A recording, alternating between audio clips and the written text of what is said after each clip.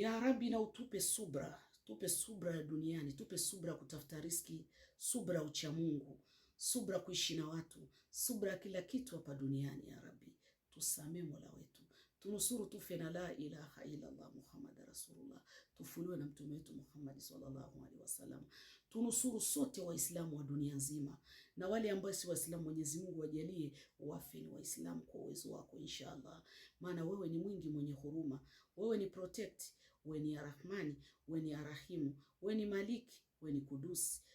You are everything ya Allah. Tuonee huruma, sisi tuko chini ya miguu yako, sisi ni viumbe vyako, sisi ni dhaifu ya Rabbi, sisi ni dhaifu ya Allah, sisi ni dhaifu ya Rahmani. Tuonee huruma ya Rabbi, tuonee huruma mimi na mashabiki zangu wote, na watakia kheri mashabiki zangu wote, wale ambao wamejaliwa kufunga na wale wakujaliwa kufunga, labda kuna wamoja ni maradhi.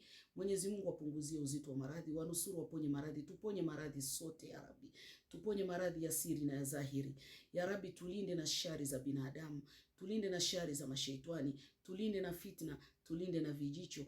Tunusuru Ramadhani kisha tuwe wacha Mungu, tupe waume wema duniani, tupe waume wema duniani na akhera ya Rabbi, na si pia tuwe wake wema, na si tuombe kheri ya Rabbi, kina mama, wanawake wenzangu pia na watoto wa new generation ya Rabbi. Tupunguzie uzito wa matatizo duniani na akhera, tupunguzie maradhi wale ambao wanaumwa wote, Waislamu na wasiko Waislamu ya Rabbi. Wewe ni mwenye huruma ya Rabbi, wewe hukumu ya Allah, hukumu ya Rabbi, humnyimi mtu kwa madhambi yake, una huruma ya Rabbi. Endelea kutuonea huruma mpaka siku ya Kiyama ya Allahu, ya Allahu, ya Allahu.